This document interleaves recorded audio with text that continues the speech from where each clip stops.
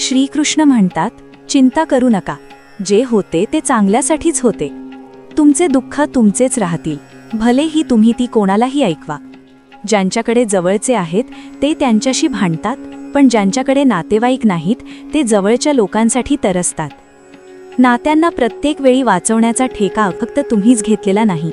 समोरच्या व्यक्तीला पण नातं टिकवण्याची काळजी असेल तर कदर त्यांनी पण केली पाहिजे.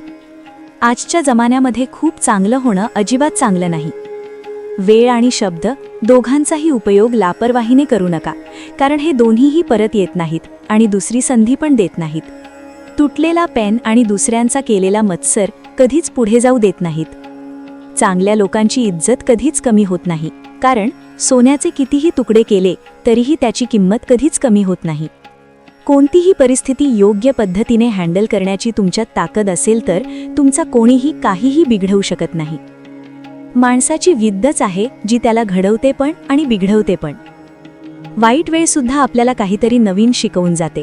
काही नवीन नाही शिकवलं तर आपले आणि परके यांची तरी ओळख करून जाते. बुद्धिमान माणूस कधीही बुद्धिमान असल्याचा दावा करत नाही, तसंच एक मूर्ख व्यक्ती कधीच मान्य करत नाही तो मूर्ख आहे. देवाला नेहमी हीच प्रार्थना करावी की सुख दिलं तर फक्त एवढेच दे की अहंकार येऊ नये, आणि दुःख दिले तर एवढेच दे की तुझ्यावरचा भरवसा तोटू देऊ नको. कोणाचे रूप बदलते तर कोणाची नियत बदलते, पण देवाने हात पकडला तर तुमचे नशीबच बदलते. तुमच्या आयुष्यात लोक येणार जाणार, पण काहीच अशी लोक असतील जी निस्वार्थपणे नातं टिकवतील.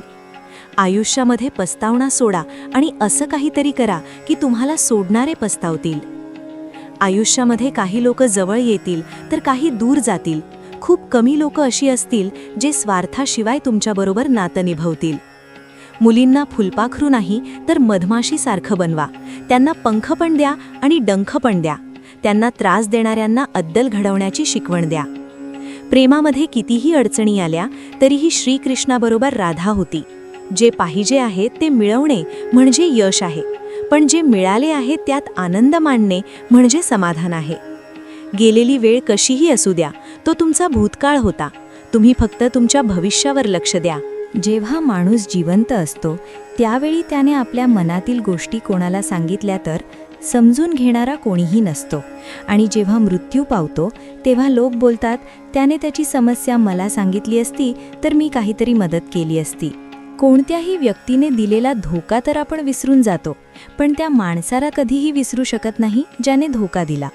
कडू आहे पण सत्य आहे की आजच्या जगामध्ये लोक पैसा पाहून नातं जोडतात. अभिमान नसला पाहिजे की मला कोणाचीही गरज पडणार नाही, आणि या भ्रमात पण राहिले नाही पाहिजे की माझी सगळ्यांना गरज पडणार आहे. हे सगळे खोटे लोक असतात. कोणी कोणाची मदत करत नाही. स्वतःचं दुःख स्वतःलाच झेलावं लागतं आणि स्वतःची मदत स्वतःलाच करावी लागते. दिसतात तर इथे सगळी माणसंच, पण फरक एवढाच असतो की काही जखमा देतात आणि काही जखम भरायला मदत करतात. काट्यांवर चालून फुलं मिळतात. विश्वास ठेवला तर देवही मिळतो. एक गोष्ट नेहमी लक्षात ठेवा, मित्र सुखामध्ये बरोबर असतात, पण दुःखामध्ये फक्त देव तुमच्याबरोबर असतो. तुमची दुःख तुमचीच राहतात, तुम्ही कितीही कोणाला सांगितले तरीही. बेरोजगार पुरुष, विधवा स्त्री आणि गरीब वडील यांचे दुःख कोणीही समजू शकत नाही. दुश्मन तेव्हाच सफल होतात जेव्हा त्यांच्या मागे आपल्याच कोणाचा तरी हात असतो. त्रास या गोष्टीचा होत नाही की नशिबाने धोका दिला. त्रास तर या गोष्टीचा होतो की ज्यांच्यावर विश्वास ठेवला, धोका त्यांनी दिला. जेव्हा व्यक्ती पडतो तेव्हा त्याला स्वतःची लेवल कळते, आणि जेव्हा मदतीची गरज पडते तेव्हाच आपले लोक कळतात. तुम्हाला आयुष्य मिळालं आहे तर काहीतरी ध्येय ठेवा. फक्त श्वास घेत वेळ वाया घालवणे आयुष्य नसते. देव बोलतात, तू करतो तेच जे तुला पाहिजे असतं, पण होतं तेच जे मला पाहिजे असतं. तू ते कर जे मला पाहिजे, मग पहा तेच होईल जे तुला पाहिजे. नातेवाईक तुम्हाला म्हणतात आयुष्यामध्ये खूप प्रगती करा, पण मनात विचार आला की नातेवाईक तुमची प्रगती सहन करू शकतील का? जर एखादी गोष्ट तुमच्या आयुष्यातून निघून गेली तर एवढे लक्षात ठेवा की त्यापेक्षाही जास्त चांगली गोष्ट तुम्हाला मिळणार आहे. वेळ बदलते, सगळ्या गोष्टी ठीक होतात, पण तुटून जोडलेलं नातं परत पहिल्यासारखं होत नाही. जे सोडून गेले त्यांना आठवत बसू नका, आणि जे नजरेतून उतरले त्यांना परत नजरेत उठवण्यासाठी वेळ वाया घालवू नका. देव तुमच्या घरात पण असतो, ज्याला आपण आई वडील म्हणतो. पैशाने आपण सुखसुविधा तर मिळवू शकतो, पण समाधान केवळ चांगल्या कर्मांनीच मिळते.